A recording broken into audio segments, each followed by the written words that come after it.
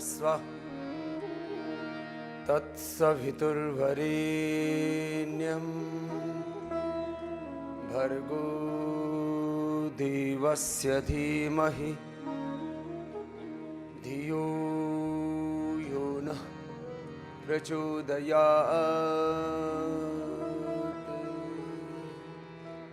ॐ शान्ति शान्ति शान्तिः।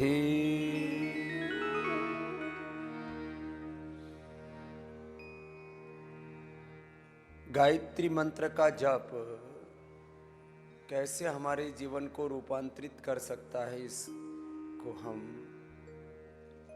जब गंभीरता से विचारते हैं तो पाते हैं कि ये हमारे लिए, हम गायत्री माता भी कहते हैं। वेद माता का स्तुता मया वरदा वेद माता प्रचोदयन्तां पावमानि द्विजानां आयुः प्राणं प्रजां पशुं कीर्तिं द्रविणं ब्रह्मवर्चसं मह्यं दत्वा व्रजत ब्रह्मलोक। वेद माता का ये गायत्री माता, गायत्री मंत्र सार है। जैसे डॉक्टर अनुराग वार्ष्णेय जी आपको हर दिन कुछ नए अनुसंधान बताते हैं, तो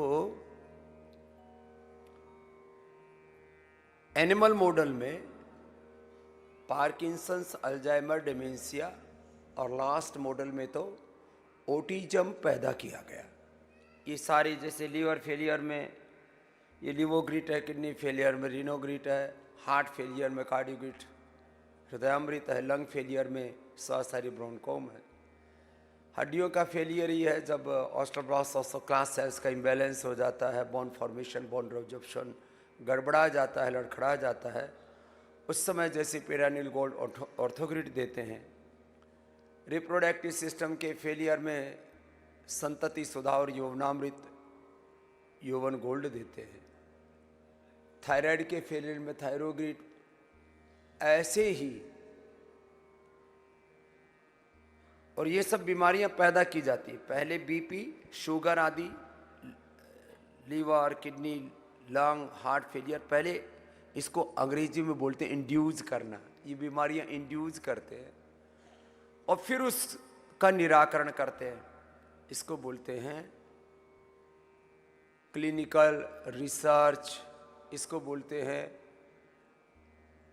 एनिमल ट्रायल से लेकर के, उससे भी पहले सेल लाइन ट्रायल करते हैं, इन विवो, इन विट्रो, फिर ह्यूमन ट्रायल का पूरा एक ड्रग डिस्कवरी का प्रोसेस। तो ये जैसे दूसरी बीमारियां पैदा करके और इन औषधियों से ठीक की, ऐसे ये पार्किंसंस, अल्जाइमर, डिमेंशिया, इनमें न्यूरोग्रिड, इम्यूनोग्रिड, मेधावटी, मेमोरीग्रिड, इन सब के प्रभावों का मूल्यांकन किया गया और उनके अप्रतिम लाभों को देखा गया।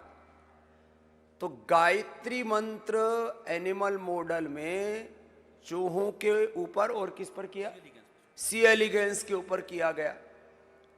सबसे छोटा जीव होता है और उनका पार्किंसंस, अल्जाइमर, डिमेंशिया और बड़ी बात ये थी ऑटिज्म भी अच्छा हो चुका है। ये दुनिया के लिए बहुत बड़ी बात है।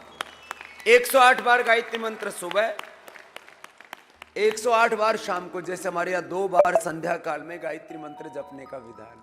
इसलिए मैं कहता हूँ अपने घरों में सुबह सुबह आपस में कहा सुनी मत किया करो, ऊंची ऊंची आवाजों में बात मत किया करो, गायत्री मंत्र लगा दिया करो और फिर अपने काम करते रहो। तुम्हारे कानों में, तुम्हारी, इसको कान को कहते हैं श्रुति, श्रुति में श्रुति गूंजती रहे, वेद की ऋचाएं गूंजती रहे, तो उसका असर, ये ध्वनि विज्ञान है, ध्वनि चिकित्सा है, साउंड थेरापी है और वो अप्रतिम ध्वनिया है जो गायत्री मंत्र में स्वर के साथ इसको ऐसे जप करते हैं।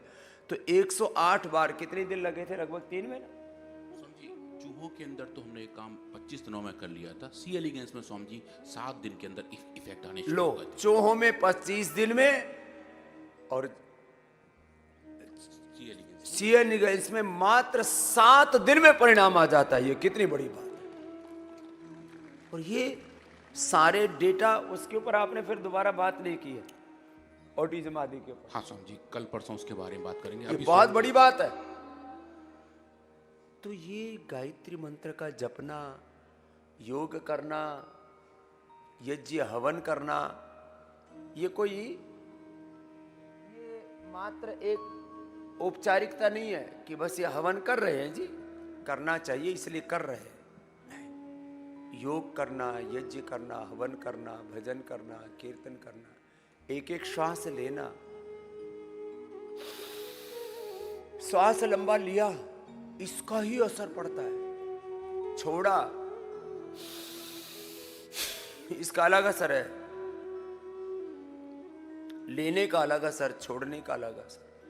एक बार लेने का अलग असर, 100 बार लेने का अलग असर, 1000 बार, फिर उसको ही 5000 10,000 बार आपने कंटिन्यूटी में किया, अखंड किया, उसका अलग असर। और इसका सबका मूल्यांकन विश्व के ज्ञात इतिहास में पहली बार योग आयुर्वेद के पंचकर्म षटकर्मा के सनातन के इन तत्वों पर पहली बार साइंटिफिक रिसर्च का काम पतंजलि रिसर्च फाउंडेशन के हमारे साइंटिस्टों ने किया है। ये बड़ी बातें हैं ये। अब कुछ लोग मुंह उठा करके ऐसे बोल देते, योग करने से क्या होता है, गायत्री जपने से क्या होता है, हवन करने से क्या होता है। होता तो बहुत कुछ है भाई, विधि विधान से कर लो ना।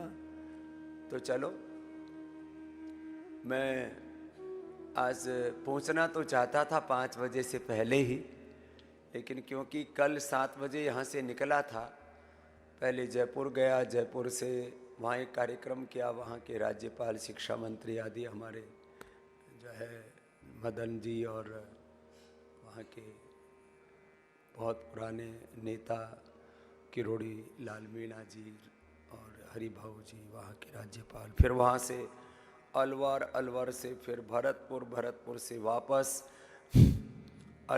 जयपुर और जयपुर से फिर मुंबई, और मुंबई में भी 3 कार्यक्रम करने में मुझे मुंबई में ही लगभग 1:30 बज गया, लेकिन फिर भी आपके पास चलो पहुंच तो गया। तो रोज तो मेरा होता है 3 AM to 10 PM का मेरा कार्य है सेवा।